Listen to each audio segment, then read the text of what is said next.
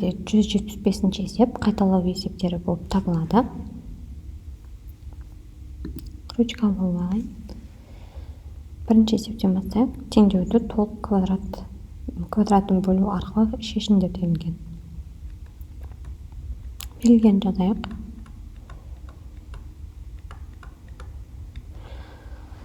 Толық квадратын бөлу арқылы шешіңдер делінген. Демек, мына жерде біз қысқаша көбейту формуласына сәйкестендіреміз. 6х деген 2 көбейтілген 3х-тен шыққан. Сонда біз мынаны а минус б-ның квадратына келтіруіміз керек. Мына 2 формулада 2 болса, мына жерде жасырын 1 бар, ол мына 1х квадраттың алдындағы 1, мына демек 3 бар бізде. 3-тің квадраты ол 9. Мына 9-ды қостық және 9-ды азайтамыз. Өйткені біз белгілі бір, мына берілгенде жоқ шаманы қостық және оны азайтып тастаған кезде берілгені ешқандай өзгермейді. Қосылған 8 тең 0. Сол кезде мынаның барлығы бізде толық квадрат болып жинақталады, яғни x минус 3-тің квадраты. Ал мына минус 1, яғни минус 9-ға 8 9-ға минус 1, ол теңнің келесі бетіне өтіп плюс 1 болады. Енді осы жерден екеуін де түбірдің астынан шығарамыз. Сол кезде түбірдің астынан шыққан кезде x минус 3 тең 1-ге және x минус 3 тең минус 1-ге деген екі жауапты аламыз. Себебі мына жерде минус 1 болатын болса, минус 1-ді квадраттасақ, ол 1-ді береді ғой. Сондықтан минус 1-ге тең болады. Мына түбірдің іші x минус 3 деген және 1-ге тең болады. Сонда x бірінші мәні минус 3-наға плюс 3 болып барып 4 болады. Мына жақта минус 3 қосылады да 2-ні береді. Жауабы 2 мен 4. Енді екінші есеп. X квадрат қосылған 3x азайтылған 40 бұл тең 0-ге. Бұл жерден де біз a минус b-ның квадратына шектеуіміз керек. Бұл жерде x квадрат делік. Мына 3x деген ол 2, негіз формулада 2 бар. 2 көбейтілген 3x-ның өзі ғана қалу үшін жерде біз 2-ге бөл жереміз. Сол кезде 2 мен 2 қысқарып кетеді, сол 3x болып тұрады. Қосылған, сонда x квадратының алдында 1 бар ғой, ол мынау, мынасы шама, мына формулада 2, демек b саны ретінде 2-ден 3 деген санды аламыз. Мына жерде b-ның квадраты тұру керек қой, яғни 2-ден 3-ті квадраттаймыз. 4-тен 9. Енді осы 4-тен 9-дан қайдан алып тастаймыз. Себебі берілген өзгеріп кетпеу үшін. Сонда мына екеуі қысқарып кетсе, ешқандай берілген өзгермейді. Азайтылған 40 тең 0. Біз берілген өзгерген жоқпыз. Тек қана толық квадратты бөліп шығарайын деп отырмыз. Сонда x қосылған мынаның барлығы бізде нені береді? 2-ден 3-тің квадраты. Қысқаша көбейту формуласы. Енді мына екеуі бізде теңнің келесі бетіне өтіп 40 қосылған 4-тен 9 болады. Яғни 40 қосылған 4-тен 9 бұл деген сөз x плюс 2-ден 3-тің квадраты тең болады. Бұлар ортақ бөлім беретін болсақ, яғни 4-тен 169 болады. Енді тура бірінші есеп сияқты екеуін де түбірдің астынан шығарамыз. Сол кезде x плюс 2-ден 3 бұл тең болады. 169 13-тің квадраты, 4 ол 2-ның квадраты. 2-ден 13-ге және тағы да бір мәні бар. Бұл тең минус 2-ден 13-ге. Себебі мына түбірдің астындағы сан, мысалы мына жерде түбірдің астында минус 2-ден 13 болса да, оны квадраттаса 4-тен 169 береді. Сондықтан да 2 түбірі бар. X-ті табатын болсақ, x тең 2-ден 13-тен азайтамыз 2-ден 3-ті. Бұл 2-ден 10-ға тең, яғни 5. 5-ге тең. Келесі санымыз x тең x екінші. Мына бірінші.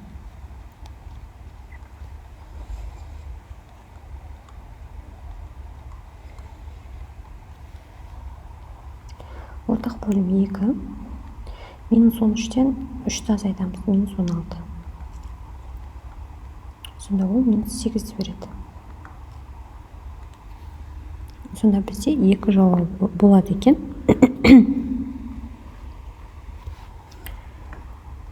Бес және минус 8 деген. Немесе минус 8 және 5.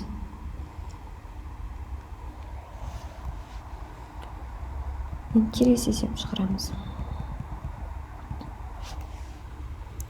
Үшінші есеп. 5х квадрат берілген жазылайық. Қосылған 3х азайтылған 2 тең 0.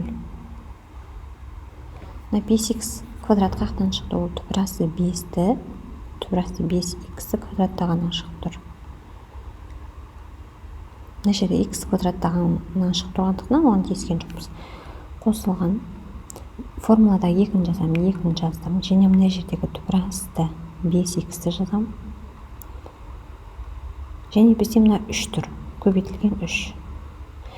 Енді қарасақ, берілгенде бізде тек қана 3х тұр ғой, яғни мына мен мынау ғана қалған. Демек, мыналар бізде артық болып тұрғанын, демек, бөлеміз деген сөз. Мына жаққа қосылған. Мынау формуладағы 2, мынау а саны, демек, мынау б саны болады. Б санын енді квадраттау керекпіз. 9-дан 9 бөлінген 4, 4 5-ке өттік 20. Енді осы санды қайдан азайтып тастаймыз. 20-дан 9.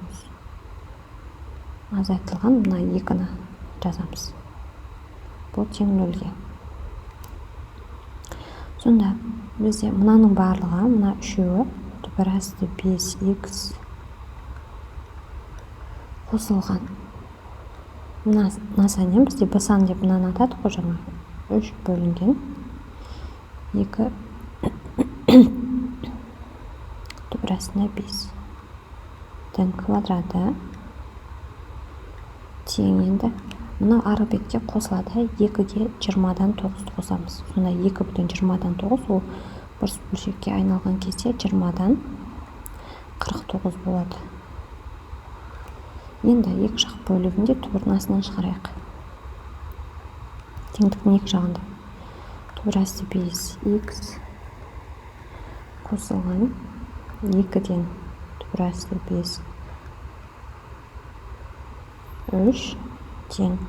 Мынау 20 деген 2 бүтін шығып кетеді. 20 деген 4 пен 5-дің көбейтісі. 4 ол 2 болып шығады. 5 4-дің астында қалып кетеді. 49 ол 7 болып шығады. Осы теңдеуді бір шешеміз және мына теңдеуді шешеміз.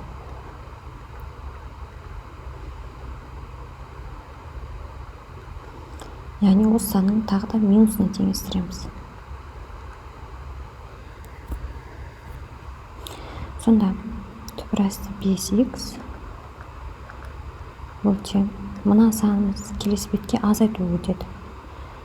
Сөзге 2-ден түбірасты 5 7 азайт 2 түбірасты 5-ден 7 азайтылған 2 түбірасты 5-ден 3. Сонда бұл бізде 4-ті береді. 7-ден 3-ті азайттық 4 бөлімі 2 түбірасты 5. Сонда x-іміз тең болады 2 түбірасты 5-ден 4-ті бөліміз керек 5 түбірасты 5-ке, яғни бөлу керек деген сөз түбірасты 5-ден 1-ге көбейт деген сөз. Сонда 2 мен 2-ге қысқарды, мұнда 4 қысқарды. Мына түбірасты 5 пен түбірасты 5-ті көбейтсек 5, мына жақта 2. Бұл 0,4 немесе. Мына жақта да дәл осылай теңдеуді шығарамыз.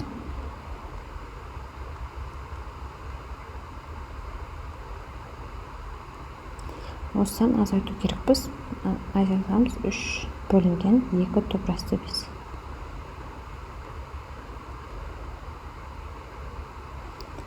Сонда минус 7-ден азайтамыз 3-ті. Сонда ол минус 10-ды береді. Мына екеуі қысқарады. Мына жерде 1, мына жақта 5. Енді x табу үшін минус 5 түбірасты 5 бөлінген. Оны бөлу керекпіз түбірасты 5-ке, яғни ол деген сөз көбейт деп тұр. Түбірасты 5-тен 1-ге, яғни кері сан бірден жазып жатырмыз. Сонда мына екеу бізде 5-ті береді. 5 пен мына 5 қысқарып кетеді. Сонда минус 1 қалады. Жауабы мына x1, мына x2. Минус 1 мен 0,4. Енді төртінші есеп. 4x квадрат азайтылған 3x азайтылған 22 бұл тең 0-ге. 4x квадрат деген ол 2x квадраттың квадраты болып табылады. Азайтылған 2-ні формулада 2-ні жазамыз. Көбейтілген мына а санын жазамыз. Көбейтілген мына 3-ті жазамыз. Сонда бізде мына жерде тек қана 3x деп тұр. Демек мына екеуін көбейтіндісі бізде артық, яғни 4-ке бөліп тастаймыз. Сонда мыналар қысқарып кетсе, тек қана 3x-ның өзі қалады. Мұны берілген өзгеріп тұрған жоқ. Енді қосылған осы мына санымыз бізде b санына тең болып тұр. Себебі мынау а саны, мына жерде тұр. Мына формулада 2, мына демек b саны. Осыны квадраттау керекпіз. 9, мына жақта 16. Енді дәл осыдан қайтадан азайтып тастаймыз. Себебі ол берілген өзгерт жерімізді қосқан кезде азайтып тастасақ берілген өзгермейді. Азайтылған 22 дейміз. Бұл тең 0-ге. Сонда мына үшеуі, мынау бізде 2x азайтылған мына b саны мынау 4-тен 3-тің квадратына тең. Яғни а минус b-ның квадраты. Енді бұл тең мына 22 келесі бетке плюс 22 болады. Мына минус плюс болып өтеді. 16-дан 9. Бұлар бізде 16-дан 22-ні 16-ға көбейтті. 9-ті қосты. 361 шығады екен.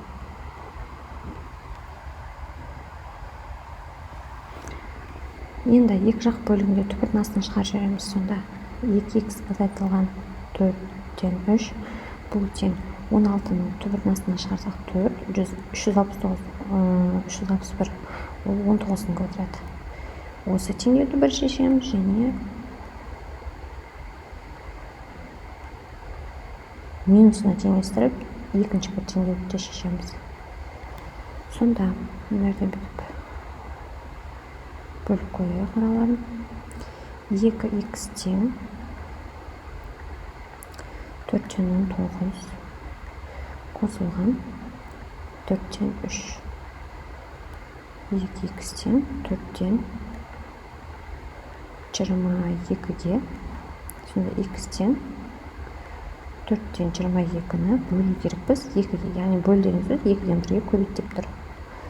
Неге қысқарттық? Міне сонда 11, ал мында мына жақта 4. Мына x1 мәні. Енді 2x тең деп екінші теңдеуді шешейік. Қосылған мына минус 4-тен 3 ол қосылған 4-тен 3 болып барады. Сонда 2x тең 4-тен минус 19-ға 3-ті қостық, минус 16. Минус 16-ны 4-ке бөлсек, минус 4. Демек x тең минус 4-ті 2-ке бөлеміз, минус 2. Жауабы сонда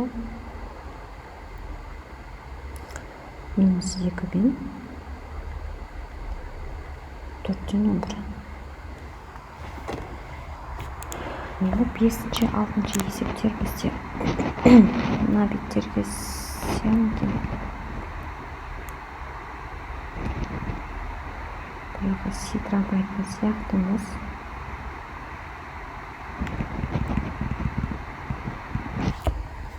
Бесінші есепті мейлінше мына жерге сидыруға тырысайын. Бесінші есеп x квадрат қосылған px қосылған q тең 0-ге. Бұл жерде мына x квадрат x-тің квадраты қосылған формулада 2-ні жазамыз. 2 көбейтілген мына x мына а-ның орындағы санымыз көбейтілген п бізде енді мына 2 кедергі болып тұр ғой, себебі мына жақта 2 жоқ, демек 2-ге бөліп жібереміз. Қосылған. Енді осы сан бізде b саны болып тұр, себебі мына 2 формуладағы 2, мына x ол мына a-ға тең, мынау демек b-ның енді формула бойынша мына жерде b-ның квадраты тұру керек, яғни p бөлінген 4. Енді осы p бөлінген 4-ті азайтып тастаймыз қайтадан. p квадрат бөлінген 4 деген ғой. Қосылған q бұл тең 0-ге. Сонда мына үшеуі бізде жинақталып толық квадратты береді. Қысқаша көбейту формасы x қосылған b саны мына 2-ден p ғой. 2-ден p-ның квадраты бұл тең минус p квадрат. Мұнаның барлығы формулаға кіріп кетті. Енді бізде тек қана мыналар қалды. Минус ол мына жаққа плюс болып барады да. 4-ден p квадрат. Мына плюс q минус q болып мынаға келеді. Сонда мына жақта екі жағында төбірдің астынан шығарған кезде x қосылған p бөлінген 2 бұл тең. Мына бізде ортақ бөлімге жинақталатын болса 4 ортақ бөлімге кетсе p квадраттан азайтылған 4q болады. Енді осыны төбірдің астынан шығару керекпіз. Осыларды. Мынаны ше. Сол кезде мына 4 2 болып шығады. Ал жоғарыдағы өрнек төбірдің астынан шығамай қалады. Осы күйінде қалады. Сонда бізде x-іміз тең болады. 2 мына p мына бетке өтеді ғой, азайту болып. p квадрат минус 4q азайтылған p. Ол x1, енді x2 де дәл осы план қосас. Жай ғана мынаның алдында минус бар. Бөлшектің алдында минус бар.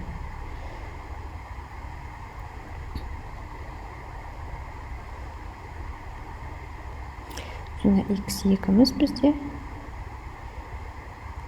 2 минус жақшаның бөлшектің алдына минус болсын. p квадрат минус 4q қосылған p болады. Өйткені азайту болып барады ғой, бірақ біз екеуінде де минус бар ғой, оны минусты мына бөлшектің алдына шығарып жібереміз. Мына 2 төбір пайда болды.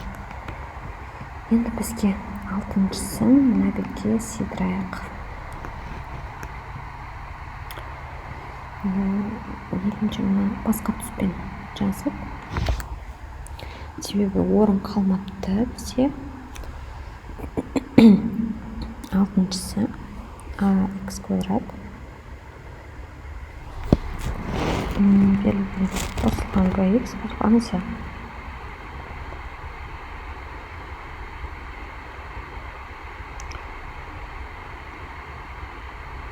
тең 0.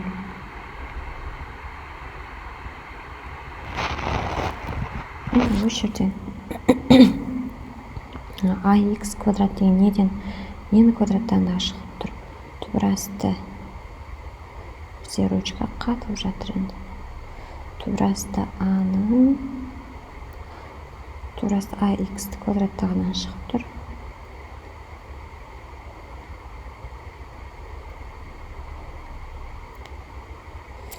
Қосылған формулада 2-ні жазамыз. 2 көбейтілген енді a-ның орнындағы өрнек бізде түбірасты ax деген өрнек қой. Осыны көшіреміз. ax көбейтілген. Енді мына x мына x-ге тең болып тұр. Мына еще b-мыз бар бізде. b-ны жазамыз. Бізде енді қарасақ берілген өзгеріп тұр. Енді берілген өзгертпеу үшін бізде bx деген мына жерде тұр ғой, а мыналардың бәрі артық болып кетті бізде. Демек, оны қайтадан бөліп жібереміз. Бөлшектің бөліміне түсіреміз.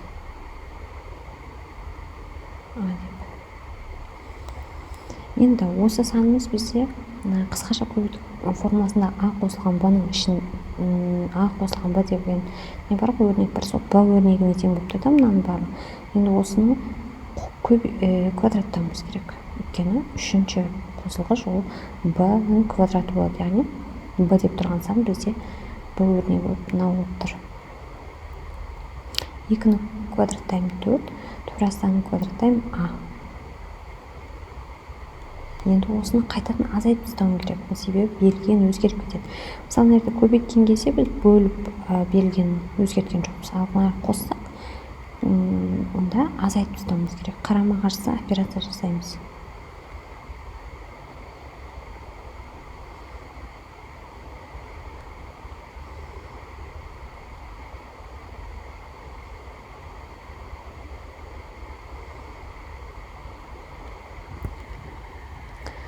Енді мынаның барлығы, мына үшеуі бізде топырасты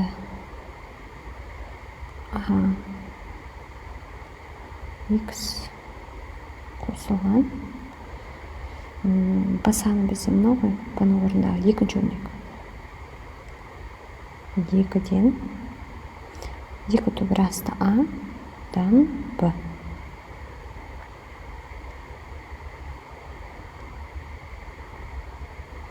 Бұның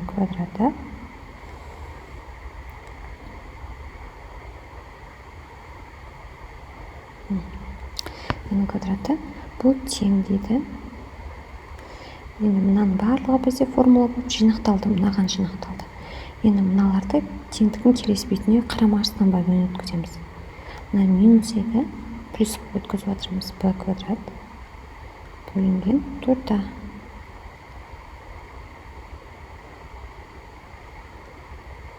Азайтылған с.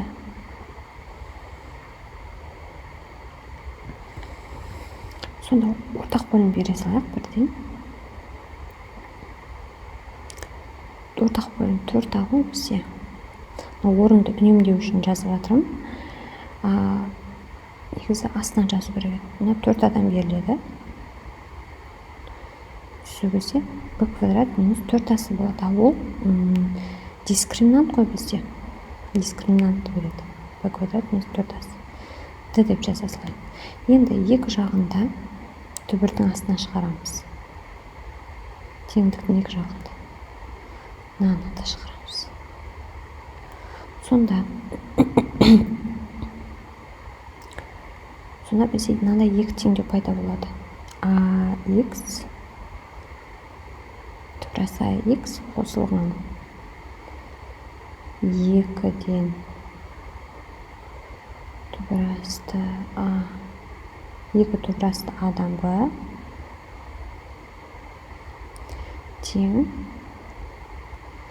топырасында дискриминант бөлінген 4 ол 2 болып шығады, а ол топыраста болып шығады.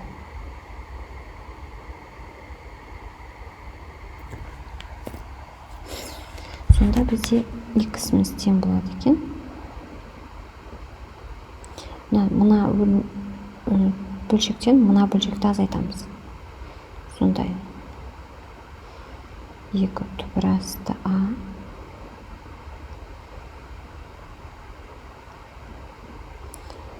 топырасында дискриминант азайтылған b.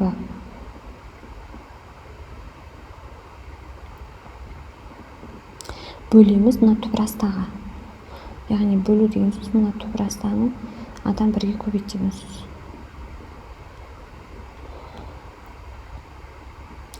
Сонда бұл тең топырасты мына ручкамыз қатып жатыр ғой, қайта-қайта.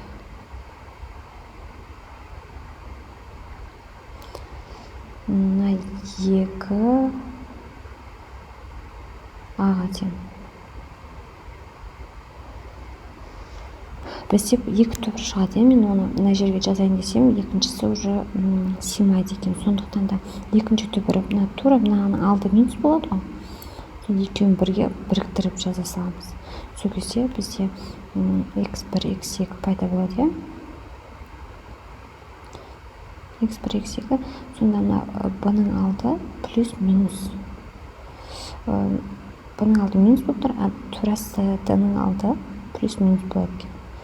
Осы плюс минус.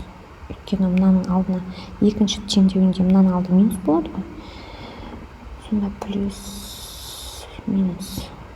Бірінші жағдайда плюс тұр, екінші теңдеуде минус тұр. Сол екеуін бірге біріктіретін болсақ, мынандай теңдеу шығады екен. Теңдеудің түбірі шығады екен. Енді 2-де 176-шы есеп теңдеуді шешіңдер делінген. Бірінші есебіміз 9х квадрат минус 4х минус 2 тең 0. Бұл жерде қарапайым дискриминантпен шығара саламыз, иә. Өйткені бұл қайталау есептері бұл жерде екінші тараудағы өтілген тақырыптардың барлығы қамтылады екен. Дискриминант минус 4-дің квадраты 16, азайтылған 4 көбейтілген 9 көбейтілген минус 2, яғни нелерін плюс болып жүреді. Сонда 16-ға қосамыз. 2 36, 36, 2 72, иә. Так, сонда 88 шықты. X1 тең. Минус 4, ол плюс 4 болып барды. Қосылған 88 түбірдің астынан бұл 88 деген менің 8 көбейтілген 11, иә. Немесе 8 түбірдің астынан 4 көбейтілген 22. Немесе 4 көбейтілген 22 десек. Сонда 4 ол 2 болып шығады, 22 түбірдің астында қалып кетеді. Кен 22 шықпайды, бүтін сан болып шықпайды. Бөлінген 2 көбейтілген 9, ол 18 береді. Бірден плюс минус, яғни 2 түбірінде алайық, мына жерде дискриминантын алдың плюс немесе минус көп қоямыз ғой. Енді барлық мына сандарды 2-ге қысқарта алады екенбіз. Сонда 18-ді 2-ге бөлдік 9 болды, 4-ді 2-ге бөлдік 2 қосылған немесе азайтылған 2-ні 2-ге бөлдік, сонда мына жерде 1. Міне бірінші есебі шықты. Екінші есебінде 7х квадрат қосылған 18х қосылған 5 тең 0. Дискриминант табамыз. 18-дің квадраты 324 болу керек. 324, иә. Қайтадан бір тексере салайын.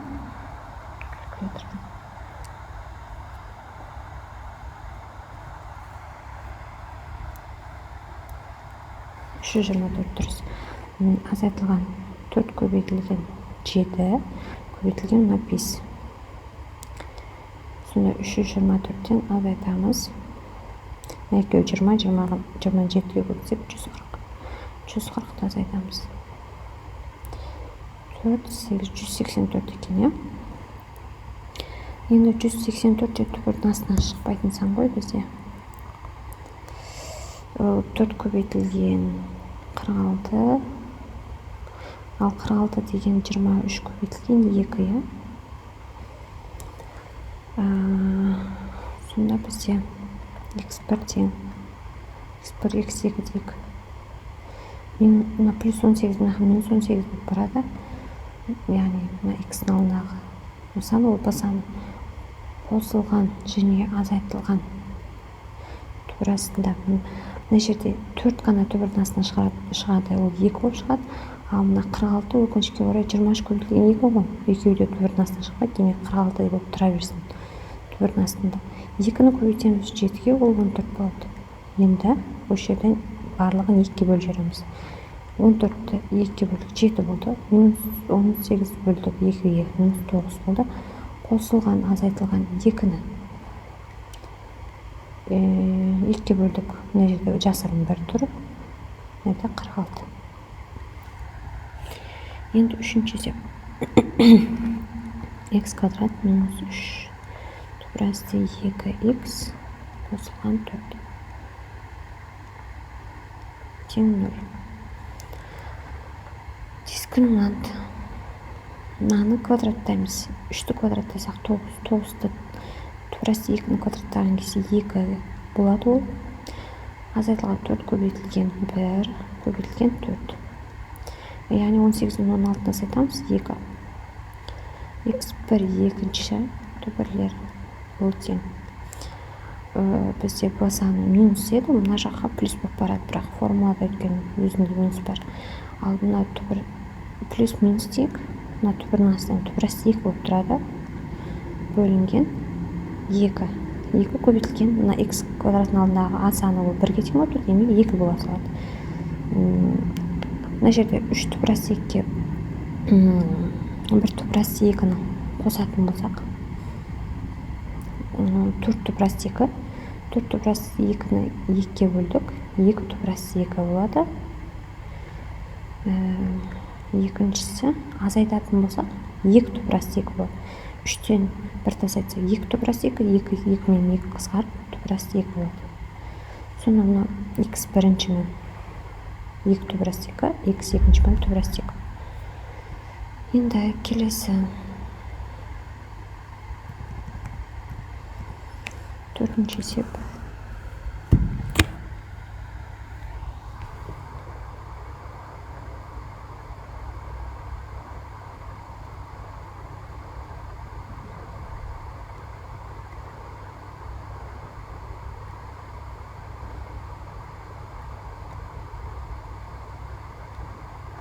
Дискриминант.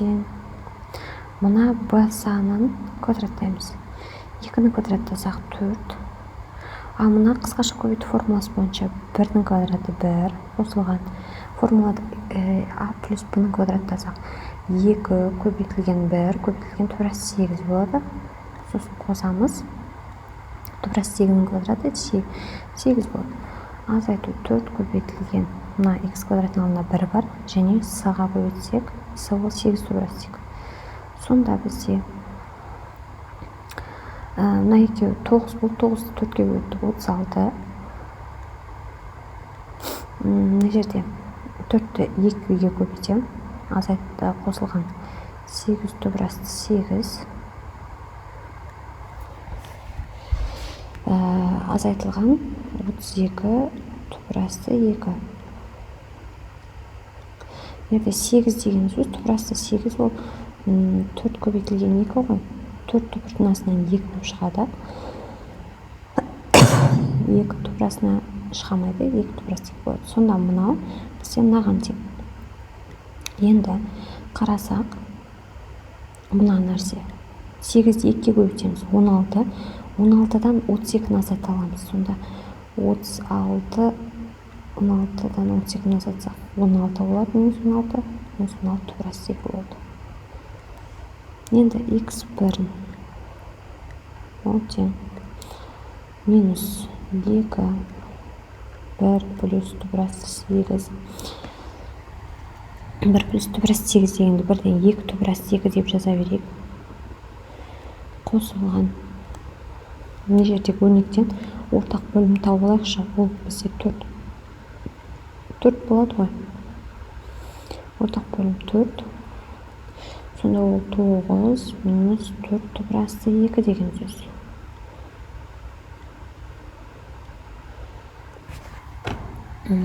Енді бұл жерден біз 4-ті түбірдің астынан шығара аламыз, ол 2 болып шығады.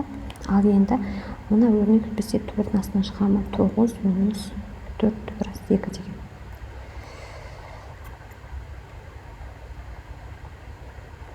Мына минус 4 деген біз бұл өрнек түбірдің астынан шығатын болса, онда мынандай түрге келу керек. А минус b-ның квадрат түрінде іздеуіміз керек бізді. Ол түбірдің астынан сонда шығып кетеді ғой. А минус b. Осыған келтіруіміз керек. А мен b-ны табу мақсатымыз. Бұл жерде өрнекте a квадрат, мына сандарымыз а мен b-ның орындағы сандар формула бойынша ашылып кеткен. Яғни a квадрат минус 2ab плюс b квадраттың орнында тұрды. Яғни минус 2ab деген мына жерге сәйкес келіп тұр. Яғни формулада 2 бар. Неге көбейткен? 2-ге көбейткен, 4 шығу үшін және түбірас 2 бар. Енді ана а квадрат пен б квадрат қосып 9-ды беріп тұр. Сонда қандай сандар? Бізде а мен б-ның орнында қандай сандар болуы мүмкін? Егер формуладағы мына 2-ні мүлде қарамасақ, онда 2 топырас 2 может 2 а саны бізде 2 болатын болса, онда 2-ні квадраттасақ 4, ал б саны топырас 2 болса, 4-ке топырас 2-ні квадраттасақ 2 болады. Сонда 6 болып кетеді. Бізге 9 керек. Демек, біз бетем а саны ол 2 топырас 2 десек, ол 8 болады ғой, ал б саны ретінде 1-ді аламыз. Неде 1 жасырын тұр деп ойласақ. Сонда бізде 2 топырас 2-нің квадраты қосылған 1-дің квадраты. Сонда мына 9 минус 4 топырас 2 деген ашып жазған кезде 2 топырас 2-нің квадраты азайтылған 2 көбейтілген 2 топырас 2 көбейтілген 1 қосылған 1-дің квадраты болады. Яғни бұл түбірдің астынан 2 топырасты 2-нің квадраты ғой ол. 2 топырас 2 минус 1-дің квадраты. Сонда түбірдің астынан осындай болып шығады екен. Сонда нәрге мен қазір негізі түбірдің астынан мынан барлығын алуым керек еді ғой. Дискриминант өткен түбірдің астынан шығарады еді. 4 ол 2 болып шығып кетті. Ал мына өрнегіміз бізде сонда 2 топырас 2 минус 1 болып шығады екен. Бөлінген 2.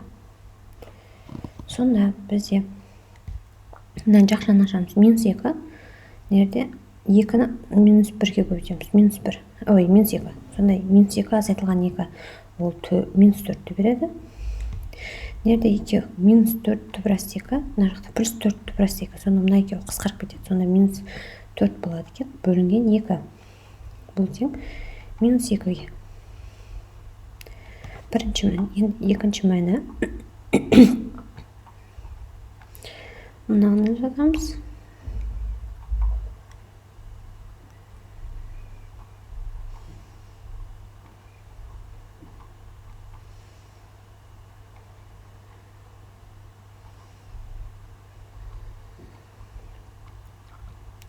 Азайтылған нер қосу еді ғой, енді азайту болады.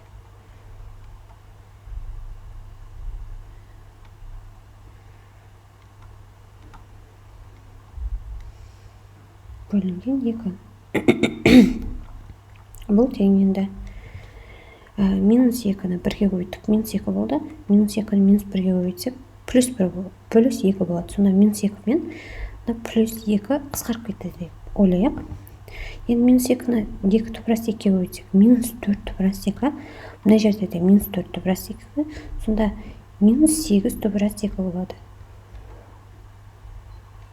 Оны бөлеміз 2-ге деп тұр.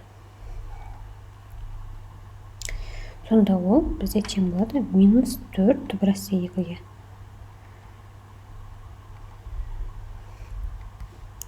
Енді 5-ші есеп шығарайық. X квадрат минус 3x минус 5 азайтылған минус топырасында 7. Осы тең 0-ге. Дискриминант тең минус 3-дің квадраты 9 азайтылған 4 көбейтілген. Мынерде 1 бар, және мынаның барлығын жақшаның алдына, жақшаның сыртына минус шығарып жіберейік та. Сонда оңай болсын. Плюс деп жазып қоямыз мына жақшаның ішіне. Сонда мына минус пен мына минус плюс болып кетеді. 5 қосылған топырасты 7 деп қоямыз.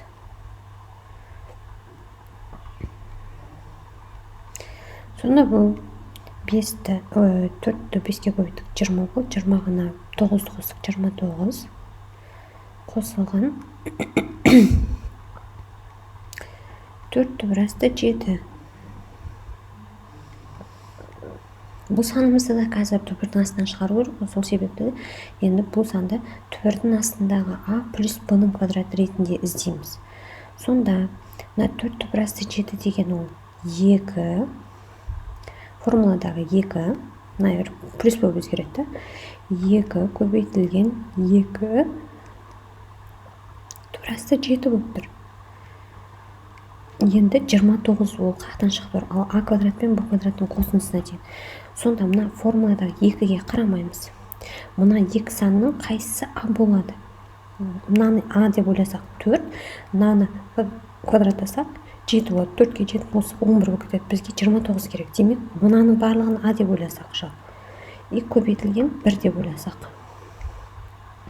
Мынаны квадраттаймыз. 4 түбірасты 7-ге 4 көбейттік 28. Сонда мынаның квадраты 28. Мынаның 1-дің квадраты 1.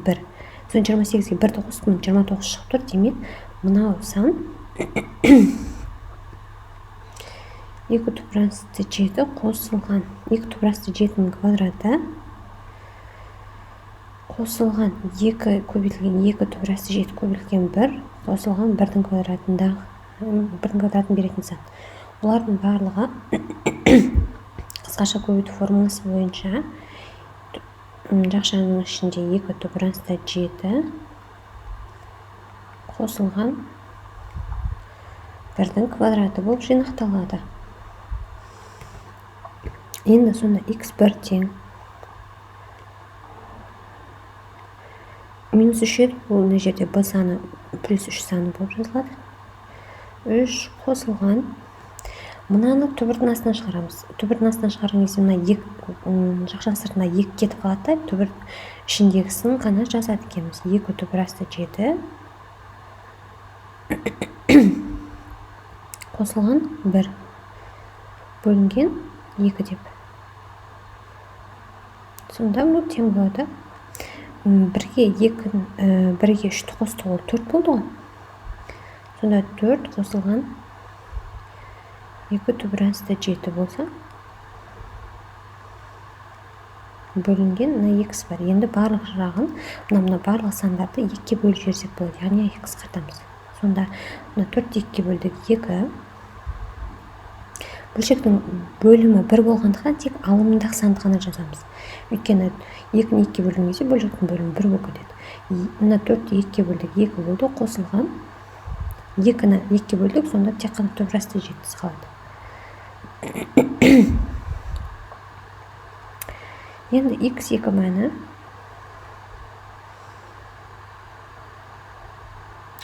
ол 3-тен азайтамыз. Жақшаның ішінде 2 түбірасты 7. Біздің қаламымыз қатып жатыр, ручкамыз. Қосылған 1 деген сан. Бөлінген 2.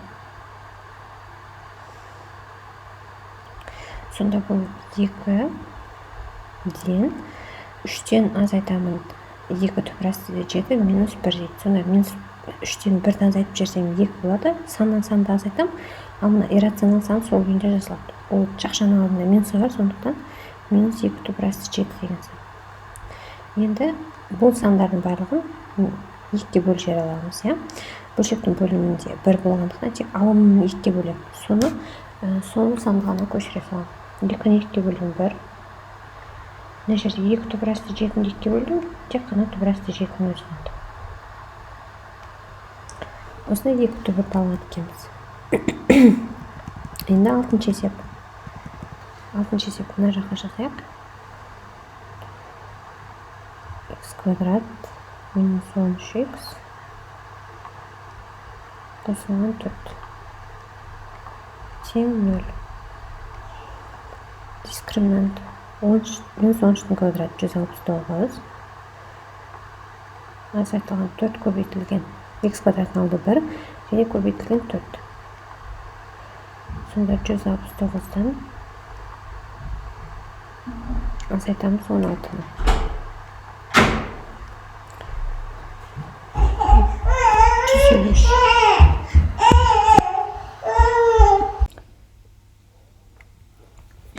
153 болды. Енді 153 деген сан ол 3 көбейтілген 51. Немесе 51 деген сан ол 3 көбейтілген 51, 17 көбейтілген 3. Сонда ол 9 көбейтілген 17 екен. Сонда x1 мәніміз бұл тең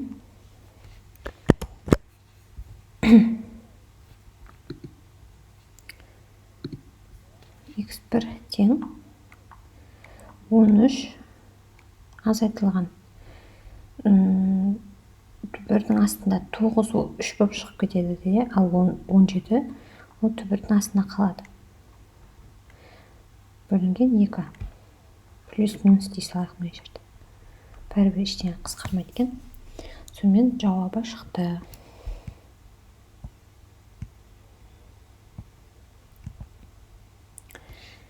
Екіде 177 есеп квадрат теңдеуге келтіріп шешіңдер дейді. Бірінші есеп. Бірінші жақшыларды ашып аламыз. Белгіні жазып алайық.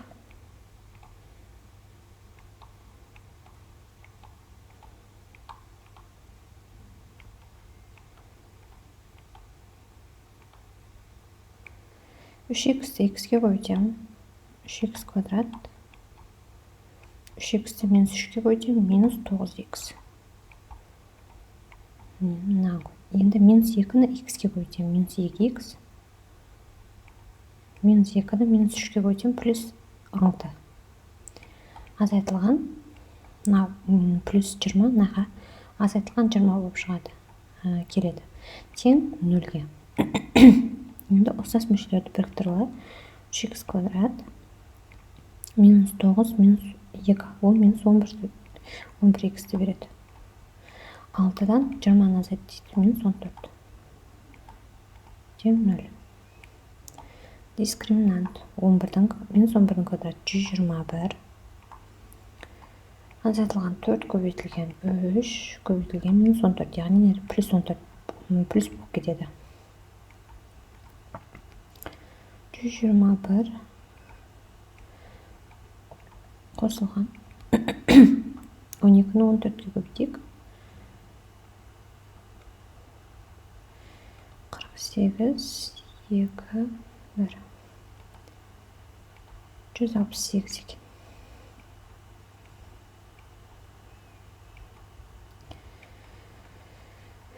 Бұл 289 береді екен. Жақсы болды, бізде түбірдің астынан шығатын сан екен. 17-ның квадраты x1 ол минус 11 ол плюс 11 болады. 11 қосылған 289 ол 17-ның квадраты, сондықтан 17 дейміз. Бөлінген 2 көбейтілген 3 ол 6. Сонда мына 28-ті 6-ға бөлеміз. Екеуінде 2-ге қысқартамыз. 3-тен 14. Ал енді x2 мәні 11-тен 17-ні азайтамыз, бөлеміз 6-ға. Сонда мына минус 6, минус 6-ны 6-ға бөлсек, минус 1. Так, бірінші есеп шықты. Енді екінші есеп шығарайық.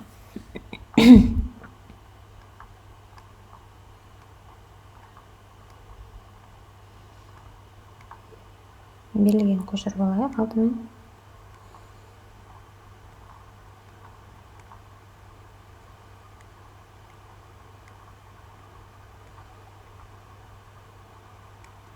X-ті 4x-ке көбейтемін. 4x квадрат. X-ті минус 5-ке көбейтемін. Минус 5x. 2-ні 4x-ке көбейтемін. Плюс 8x. 2-ні минус 5-ке көбейтемін. Минус 10. Мына минус 3, мынаға плюс 3 болып барады. Бұл тең 0-ге. Енді ұқсас мүшелерді біріктіреміз. 4x квадрат минус 5 қосылған 8 ол плюс 3x-ті береді. Минус 10 қосылған 3 ол минус 7-ні береді. Тең 0-ге. Дискриминант 3-тің квадраты 9. Азайтылған 4 көбейтілген 4 көбейтілген минус 7, яғни мен жерді плюс қылып береді. Сонда 9-ға қосамыз.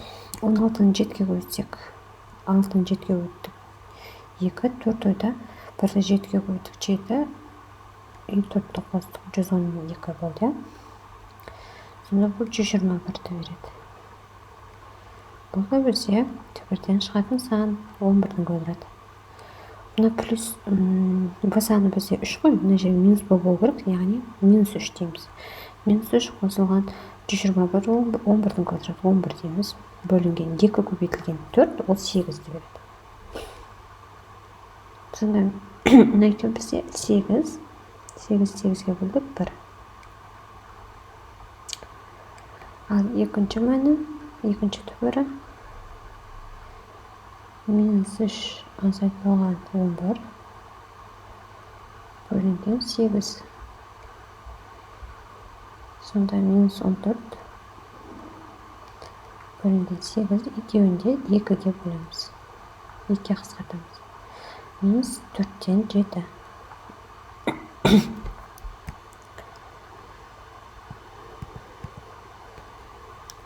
Енді келесі үшінші есеп.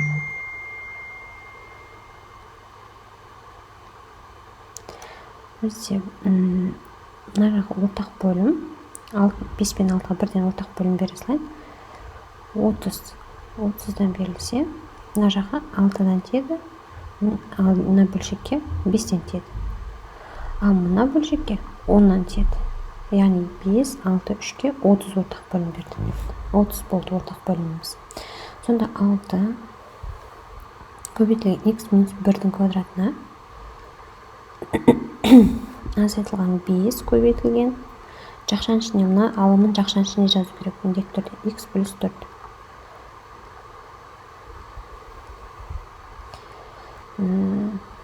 Бұл тең бізде 30-дан 10-ды көбейтеміз.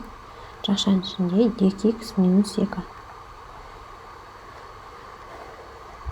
Теңдіктің барлық жағы 30-ға көбейтіліп, сонда мына 30-дар барлығы кетеді деген сөз. Сонда тек қана бізде алыммен жұмыс істейміз. 6-ны x квадрат, x минус 1-дің квадратының аша x квадрат минус 2x қосылған 1 болып ашылады. Қысқаша қоюды формуласы бойынша азайтылған 5-ті x-ге өтем минус 5x, минус 5-ті 4-ге өтем минус 20.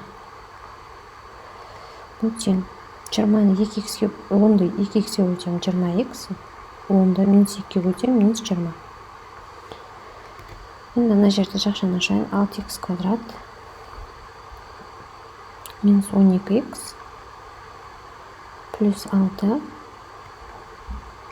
азайтылған 5x азайтылған 20. Мына өрнектің барлығын теңдіктің сол жағына өткіземіз. Минус 20x қарама-қарсы бармен плюс 20. Тең осы 0-ге. Сонда 6x квадрат ұқсас мөлшерлер минус 12x минус 5x минус 20x. Мына екеуі минус 17 минус 37 болады. Минус 37x. Ал сандардан плюс 6, 6-дан 20-ны азайып дейді, оған 20-ны қосты. 20 мен минус 20 қысқарып кетіп, плюс 6 қана қалды. Осы тең 0-ге.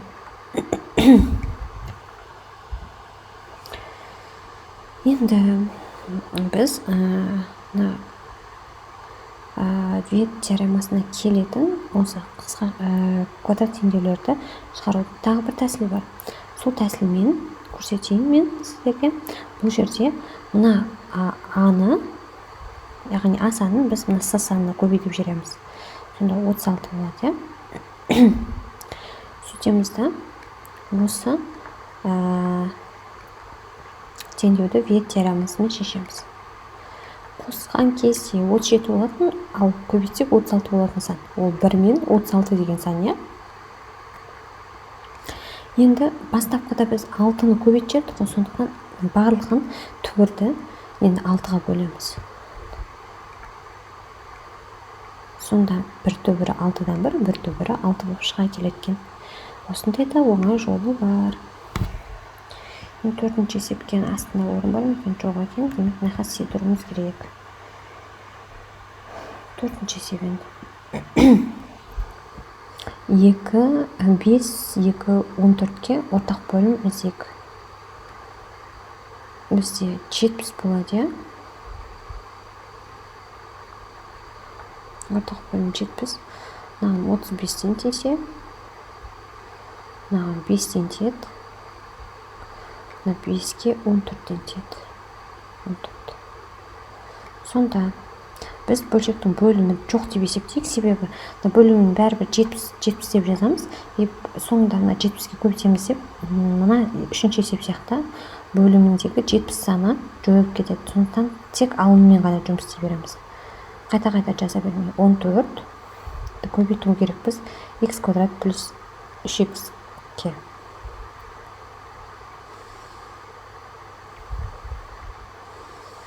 Бұл тең болады 35-ті көбейтеміз 10 минус x-ке.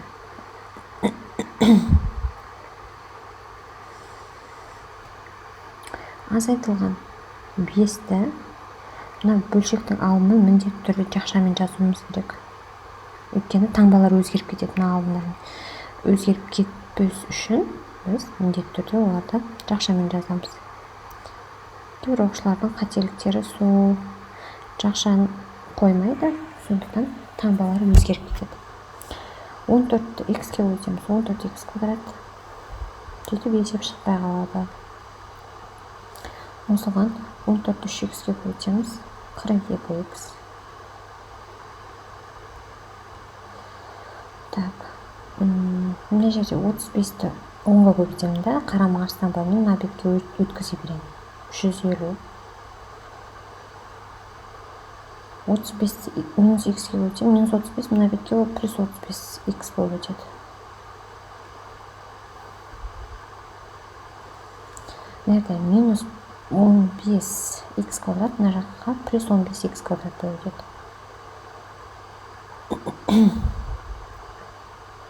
Минус 5-ті 8x-ке көбейтсек, минус 40x, мына бетке ол плюс 40x болып өтеді. Тең 0-ге. Енді ұқсас мөлшерлер 14x квадратқа қосамыз, 15x квадратта 29x квадрат.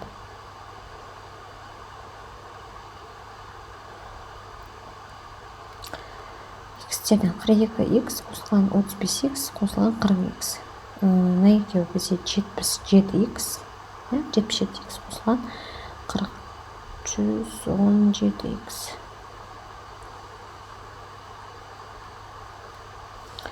Сандардан минус 350 ғана бар екен.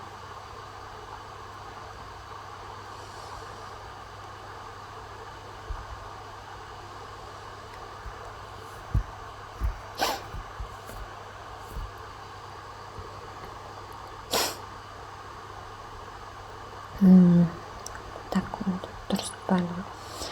Енді 117-ні квадратын есептейік.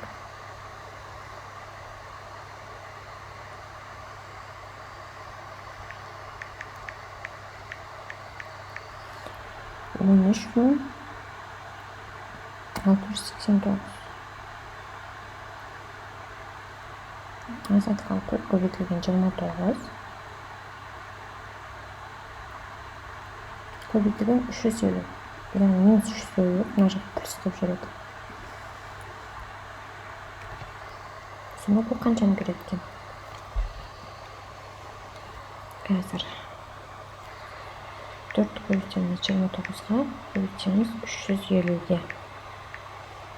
Оны қосамыз 40.600 шығады екен, оған қосамыз 13.689-ті.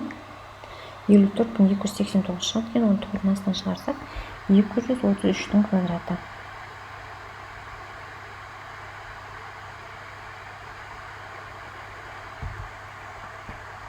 X1 бұл тең минус 117 қосылған 233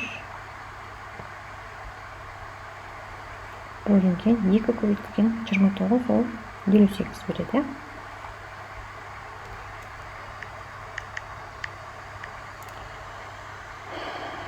Енді 116-ны 58-ге бөлдік. 2 сонда.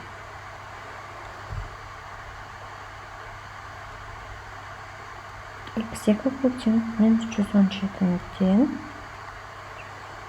Ал айтамыз 233-ті бөлеміз 58-ге.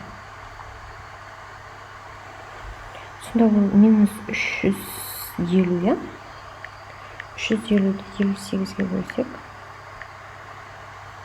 бізде қысқартуға ғана келеткен.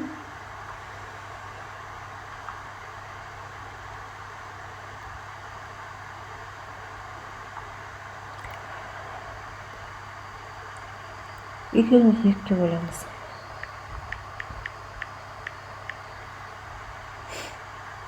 Минус 175, 0,29.